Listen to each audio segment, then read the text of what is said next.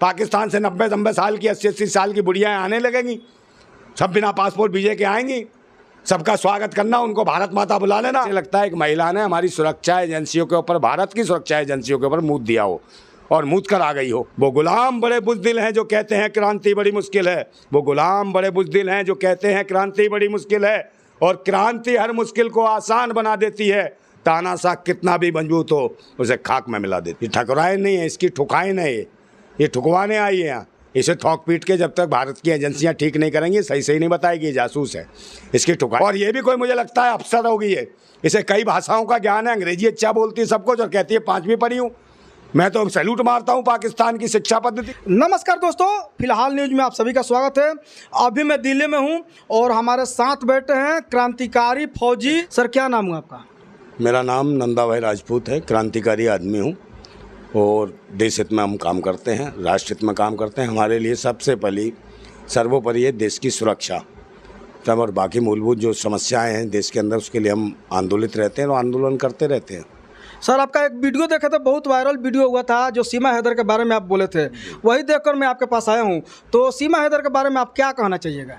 देखिए, ये सीमा हैदर जो है, जो भी है, ये कहीं ना कहीं राजनीतिक जो शासन है हमारे भारत में, जो शासन है भारतीय जनता पार्टी का, वो कहीं ना कहीं पाखंडवाद के स्तर पर जो चल रहा है देश के अंदर, देख रहे हो आप, जैसे धर्म, मजहब, जाति, इसके नाम पर पूरे देश में उन्माद है। जबकि हमारे देश की मूलभूत समस्याएं शिक्षा है, स्वास्थ्य है, रोजगार है, सुरक्षा है, समझे, रोजी रोटी है, महंगाई है, बेरोजगारी है, गरीबी है, भुखमरी है, लाचारी है, और ये बलात्कार जैसे घिनौने काम हो रहे हैं, इस पर कोई सरकार काम नहीं कर रही है। और एक महिला जो है वो पाकिस्तान से आ जाती है और वो भी इसका एंगल बनाकर, वो कहते हैं पबजी पे लबजी हो गया इसको, और वो आ जाती है और एक ऐसे लड़के के साथ आ जाती है जो देखने में उसकी स्थिति ऐसी शकल सूरत है, मुझे लगता है कोई लड़की उस पर रहम खा के भी मोहब्बत नहीं करेगी। मगर क्यों उसने टारगेट किया ऐसे लड़के को मोहब्बत के लिए? क्योंकि वो जासूस है पाकिस्तानी। सर, आपको क्या लगता है, वो प्रेमिका है या फिर जासूस है, क्या लगता है? बिल्कुल जासूस है वो। उसने टारगेट किया कि एक ऐसे लड़के को फंसाया जाए जो अनपढ़ हो, अशिक्षित हो, गरीब हो, और उसको फंसाया जाए जो मेरे इशारे पे काम कर सके और उसे लगे कि मैं उससे प्यार करती हूँ और मेरे प्यार में पागल रहे, और मैं वहाँ से पूरी तरीके से जासूसी करूँ देश की और पाकिस्तान को सूचनाएं देती रहूँ, वहाँ की गोपनीय सूचनाएं। तो इसलिए उसने ये इसका एंगल अपनाया। और दूसरे नंबर बात, जो भारत के अंदर एंटर करी, वहाँ से आपको सऊदी अरब में जो उसका पति रहता है, जिसने उसे तलाक भी नहीं दिया है, उसको छोड़ के आ गई और कहती है मेरा पति मेरे साथ मारपीट करता था।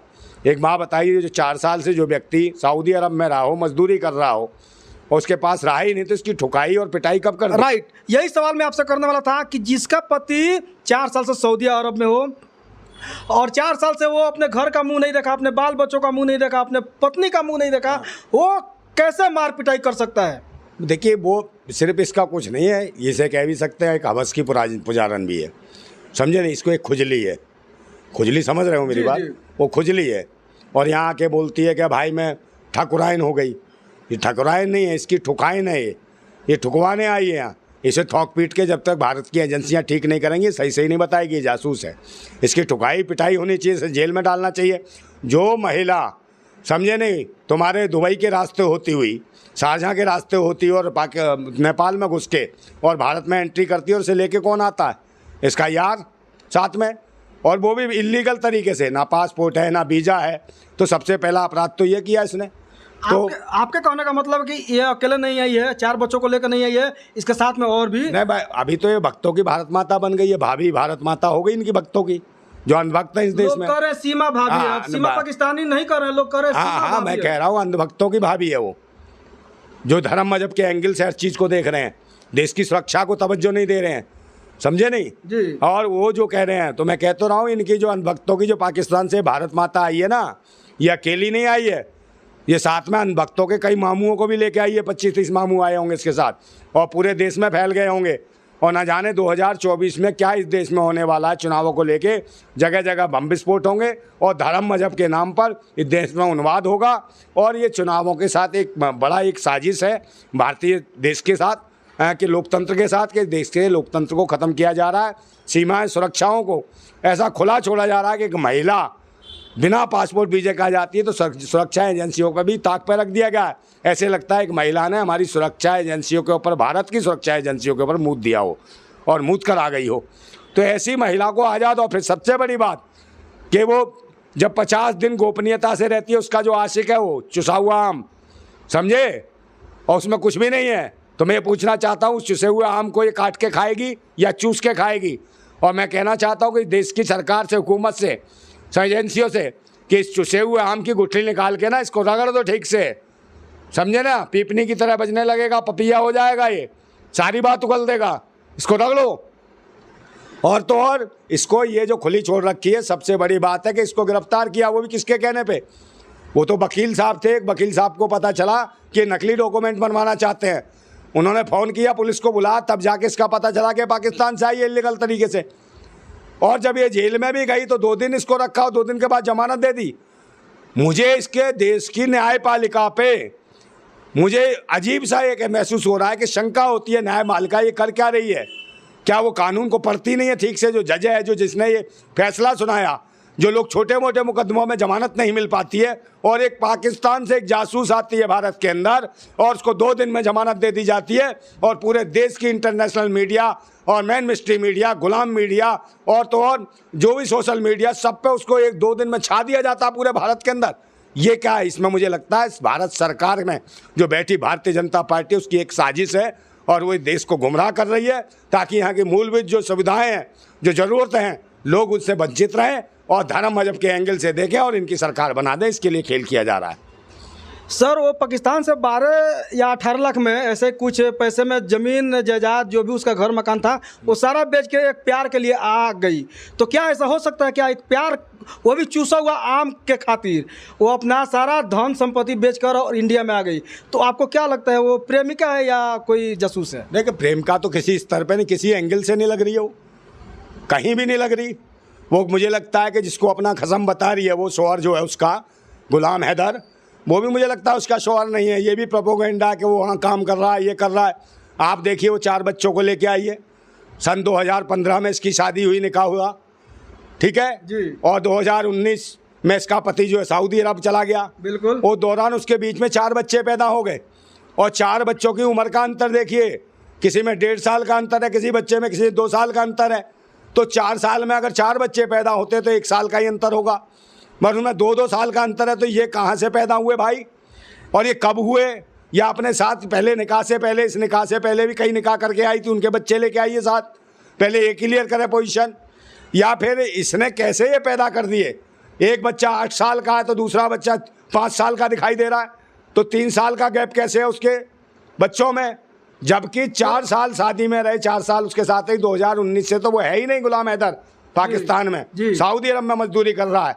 तो इतना अंतर कैसे है बच्चों में कि 4 साल में कैसे पैदा हुए? इतना बड़ा अंतर कैसे हुआ इन चारों बच्चों में? ये एक सोचने की बात है। इससे दिखाई देता है कि जासूस है। दूसरे नंबर इसके भाई, इसके 2 भाई हैं, दोनों भाई, एक आर्मी में, एक पाकिस्तानी पुलिस में है। और ये भी कोई मुझे लगता है अफसर होगी ये। इसे कई भाषाओं का ज्ञान है, अंग्रेजी अच्छा बोलती है, सब कुछ, और कहती है 5वीं पढ़ी हूँ। मैं तो सैल्यूट मारता हूँ पाकिस्तान की शिक्षा पद्धति को कि भाई 5वीं पढ़े हुए लोग इतनी भाषाओं का ज्ञान कर लिया, बड़ी अच्छी शिक्षा दी जाती है। ये तो भारत में ऐसी शिक्षा देते ही नहीं है। जो फर्राटेदार, वो हिंदी भी बोलने लगी, हिंदी भी पढ़ाई जाती है पाकिस्तान में, आज मुझे पता चला। राजा सर, ये प्यार तो पबजी से हुआ था ना सरकार? एक बात बताइए, पबजी से प्यार होता है क्या? पबजी से कहीं अभी ये भारत में रहेगी, ऐसे फिर पबजी से कहीं प्यार हो जाएगा? मान लीजिए नाइजीरिया हो गया, वहाँ काले भसांडों से, तो फिर उनसे 4 बच्चे पैदा करने जाएगी। फिर वहाँ से जाएगी, फिर इंग्लैंड में किसी गोरे चिट्टे से, लंबे चौड़े वाले से प्यार हो गया, फिर वहाँ 4 बच्चे पैदा करेगी। अबे इसकी खुजली है, इसको जेल में डालो, इसकी खुजली लट पेलो इसके ऊपर, इसको मिलाओ। पटा जो होता है पुलिस वालों के पास, जो एक तरफ लिखा होता है मिलो सजना, उससे मिलो, साला पटा मारो उसके ऊपर, और हर 5 मिनट बाद उसे पलट के दिखाओ कि फिर मिलेंगे। वो पटा, वो इसके पिछवाड़े पटा पड़ेगा ना, अपने आप बताएगी ये जासूस है। और इसके साथ इसका यार जो आशिक है वो चुसेला। सर, जाते जाते नरेंद्र मोदी जी से केंद्र सरकार और राज्य सरकार से क्या कहना चाहिएगा? देखिए, पाखंडवाद ढोंग से या झूठ बोलने से या जुमलेबाजी से देश नहीं चलता। अब ये देश की जनता जान चुकी है कि 9 साल में देश का बुरा हाल कर दिया आपने। रोजी रोटी, रोजगार, सुरक्षा, सब चीज़ें ख़त्म कर दिया आपने। बहन बेटियों की इज्जत लुट रही है, पहलवान खिलाड़ियों तक को ठूका पीटा जाता है, समझे। शिक्षा, शिक्षा के केंद्र बंद कर दिए, 65,000 से ज़्यादा देश में स्कूल बंद कर दिया आपने। और तो और देखो स्वास्थ्य सेवाओं का क्या हाल है, सरकारी हॉस्पिटलों की बुरी स्थितियाँ है, सब चीज़ बेकार कर दी है। रोज़गार ये स्थिति है कि देश के 50 लाख युवा हर साल रोज़गार ही नहीं ढूंढने की कोशिश करते, उन्हें पता है इनकी सरकार में रोज़गार मिलेगा ही नहीं। तो ये स्थितियाँ हैं और देश की डीजीपी गिर गई, रुपया गिर गया। और उससे भी ज़्यादा बुरी स्थिति तो ये है कि इसका जो देश में जो चल रहा है बुरी हालत जो है, इससे हमें उभरने की ज़रूरत है, आगे बढ़ने की ज़रूरत है और इस देश को जब भी बढ़ा सकते हैं। और हमें आपको ज़रूरत नहीं है ऐसे जो ऐसे प्रधानमंत्री है कि देश में कहीं जाके मणिपुर जल रहा है, कहीं जाके कोई राज्य जल रहा है, कहीं भाईचारे को खतरा है, कहीं आपस में बम ब्लास्ट हो रहे हैं, कोई किसी को मार रहा है। जहाँ बिल्कुल भी स्थिरता का माहौल नहीं है, वहाँ पर ये हमारे देश का प्रधानमंत्री 8,500 करोड़ के हवाई जहाज से उड़ता फिरता हो, इससे देश आगे नहीं बढ़ सकता बिल्कुल भी।